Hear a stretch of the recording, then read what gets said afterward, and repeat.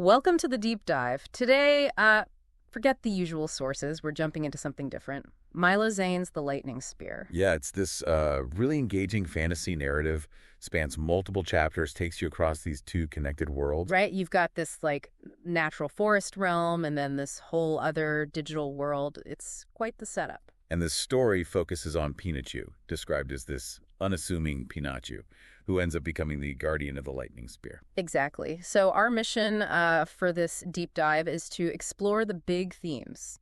Destiny, protecting the vulnerable, that whole nature versus tech balance. And see what surprising insights we can pull from this fictional work, how it resonates. We should mention the challenges Pinachu faces, too. It's not just one thing. There are bandits with nets and foul contraptions. And then this group, Team Pocket, trying to exploit the wild lands. Plus a corrupted digital world and some, pretty powerful adversaries like Mortisamore and the Keeper of the Shadows.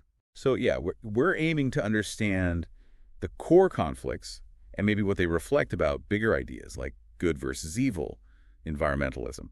And technology's impact, basically. Okay, so let's get into it. Pinachu, this unlikely hero. Right.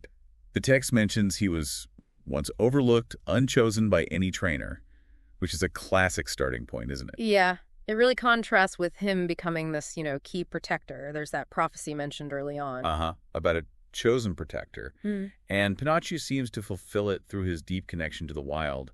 He gets the spear from the Keeper of the Wild. It kind of suggests that potential can pop up where you least expect it. Definitely.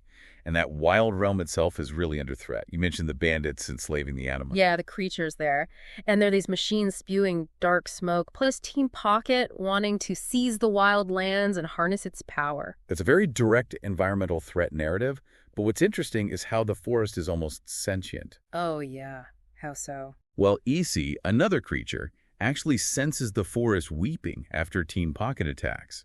It gives the environmental damage this emotional core. Wow, okay. And then mirroring that, you have the trouble in the digital world. Exactly. It's plagued by this corruption that twists the data beast, the digital beings, into these sort of mindless drones. Right, and that's where Agramon comes in, seeking help.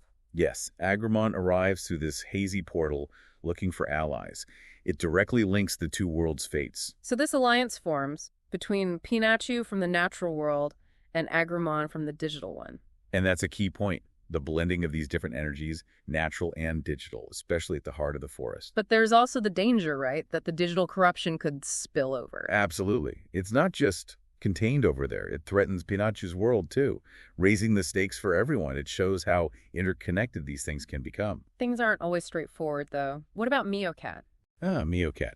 Yeah, he's a former acquaintance of Pinachu's, and initially he's, pretty cynical, more focused on survival, Right, questioning Pinachu's idealism. Exactly. But eventually he decides to, as the text says, roll the dice and join them.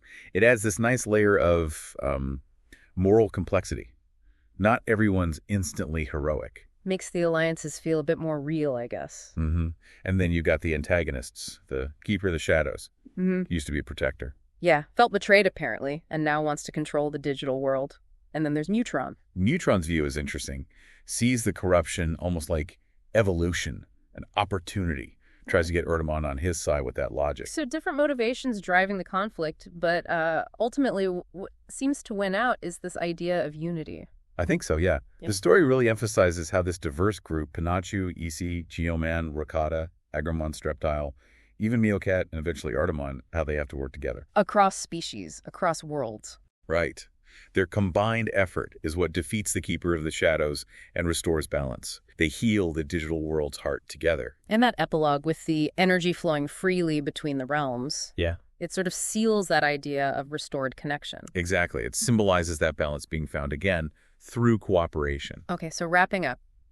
Key takeaways seem to be the unlikely hero's journey, definitely the importance of protecting nature. The risks and connections between different realms, like the natural and digital here, the complexities within alliances. And fundamentally, the power of unity to overcome darkness. So here's a final thought maybe for you listening.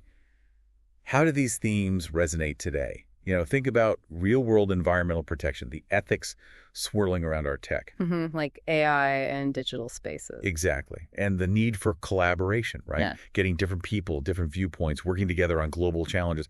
It makes you wonder, can forces that seem totally different actually find common ground for, the greater good?